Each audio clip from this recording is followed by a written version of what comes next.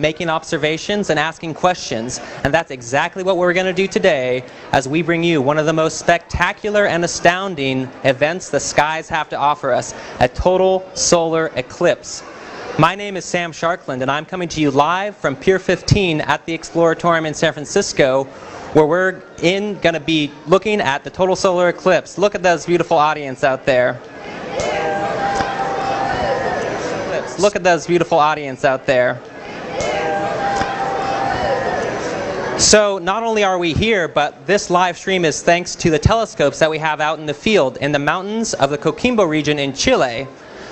Thanks to our crew, this is one of the best viewing spots to see the total solar eclipse, so we expect a clear view of when the moon covers the sun in just a matter of time. So what is a total solar eclipse? Well, in most basic terms, it's when the moon comes in between the sun and the earth, thereby casting a shadow.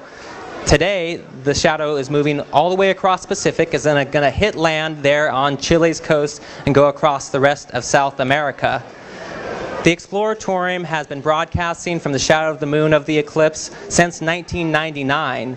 2 years ago in 2017, during the Great American Eclipse, we were in two locations, one in Oregon and one in Wyoming, to experience totality with thousands and thousands of other Americans who were also enjoying the eclipse. This is something that's not to be missed, which is one of the reasons we broadcast it. The next time a total solar eclipse is going to be in North America will be 2024, so make your plans now. One thing to note though, when looking at the sun or observing total solar eclipse, never, ever look at the sun without certified eye protection or filters. You'll notice in the video everyone's wearing them because that's going to protect you and keep your eyes safe until that moment of totality. To learn more safe viewing techniques or to follow us along on your phone, you can download our Total Solar Eclipse app on either your iPhone or your Android. But let's get started. To help get us some context about what we're going to see during the eclipse, we're going to bring out our co-host. He was with us in the field in Wyoming in 2017. Hakeem Oluseyi is an astrophysicist with the Florida Institute of Technology, and we're so thrilled that he's joining us back out here on stage today for today's total solar eclipse.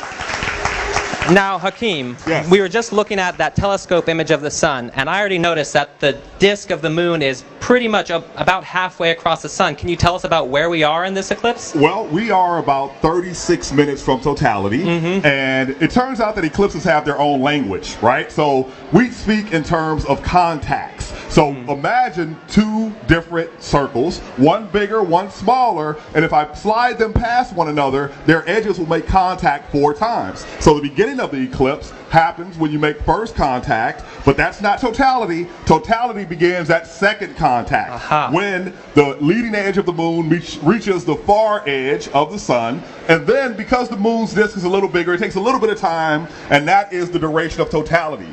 And then when it passes all the way to the other side, that's fourth contact, and the eclipse is over, and that whole process will take about 2 hours and 20 some odd minutes. Wow, so we're just in the beginning phases, and it looks like we wouldn't be able to get those precise views of contact first, second, or third without the telescopes that we're looking at now. So we actually have 4 telescopes out in the field. Can you tell us what those different views that we're looking at are? Yeah, we're looking at 2 different types of light coming from the sun. So we have white light and we have hydrogen H-alpha light, and they let us see different parts of the sun. The white light allows us to see what we call the surface or the photosphere, and the H-alpha allows us to see the chromosphere, which is actually at a higher altitude and hotter. And we have a wide field and a close-up for both types of light.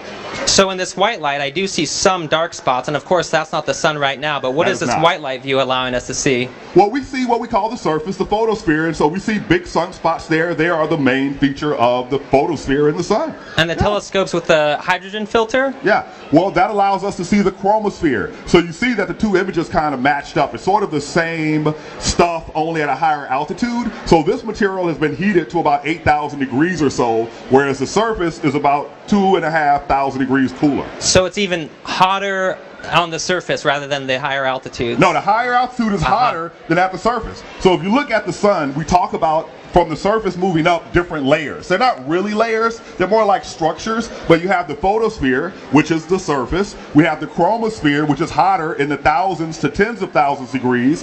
Then we have the corona, which is 2 million degrees, and in certain events can get up to 10 or 20 million degrees. That's incredible. That's nuts. It just so happens today that we have the telescopes in a very special location. Our telescopes are in good company up in the mountain that we showed you earlier. There it is there. Can you tell us about from where we're observing?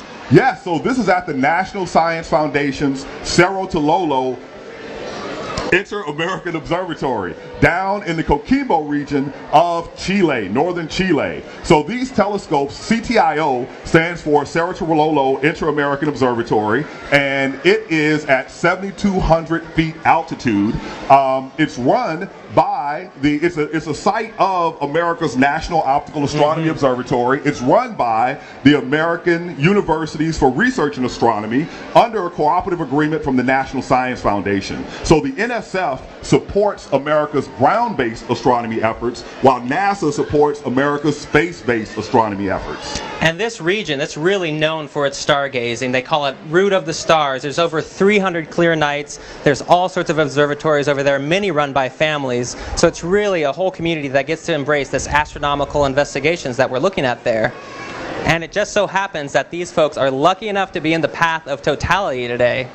Can you tell us about where the shadow's landing? Yeah, that's right. So when you see the shadow of the moon fall on Earth, it doesn't hit everywhere at once. You have to be at just the right location. And we call this the path of totality. So if you look at our illustration, you see a red line in the center. That's where you have the maximum totality. And then there are these lines on either side that show you the limits of totality. And that's when the alignment between you, the moon, and the Earth are right. So you get you block out the sun completely. So this view is from 2017, and this is actual satellite imagery, right? That's right. This is from the EPIC instrument at an altitude of 1 million miles. And you see the actual shadow of the moon on the Earth's surface as seen by the satellite.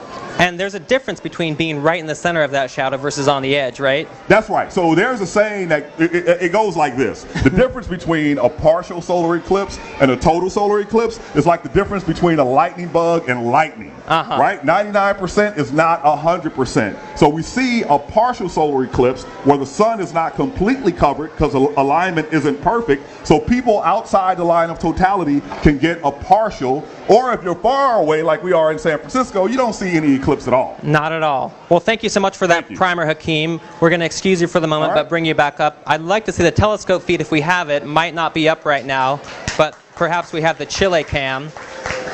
A lot of this is abstract, hard to grasp unless you're there, but thankfully at the Exploratorium we have some of the best educators in the country. So 3 of them are going to come out today and give hands-on science demonstrations to show us exactly some of the mechanics of how the total solar eclipse works. All these educators are part of the Exploratorium Teacher Institute, and Teacher Institute is currently in session now, where they're giving current middle and high school educators the skills to meet the next generation science standards. So it's really exciting work we're having here. First up, Exploratorium Senior Scientist Julio will tell us a little bit more about the shadows. Thanks, Sam.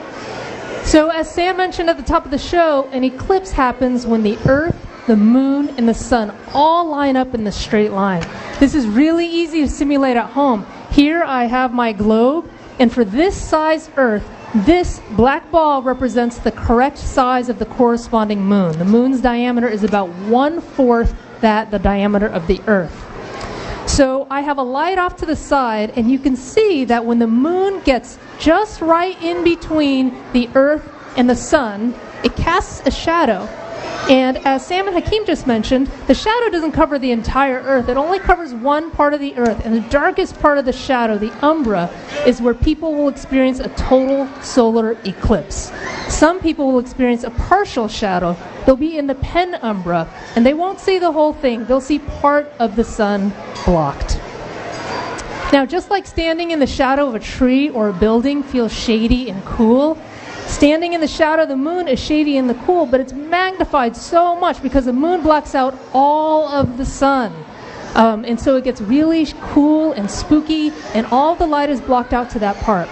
It's important to remember that these things are in constant motion, and in 3 dimensions. The Earth is rotating and revolving around the sun, and the moon is rotating around the Earth. So that moment where all three objects line up in a line is one of my favorite words in astronomy. It's called syzygy. And that moment of alignment is where people will experience the total solar eclipse. And that moment isn't fixed in time. It's constantly moving, and we call that path of motion the path of totality. And an important thing in thinking about eclipses is to understand the size and the scale of them. And I've been holding this moon pretty close to the Earth, but at this size, the moon should actually be 30 feet off to the side, which is way bigger than the size of this stage. So I have a much smaller Earth here and its corresponding moon, which is really dinky. And at this size, these two objects at the correct scale would only be 5 feet apart. And so this tiny moon will cast a shadow on one small spot of Earth, and folks in that small spot are the lucky ones who are going to experience a total solar eclipse. You may be wondering, how can such a tiny moon block out the entire sun? Well, fortunately, we have our senior physics educator, Dr. Desiree Whitmore, here to help us understand that. Desiree?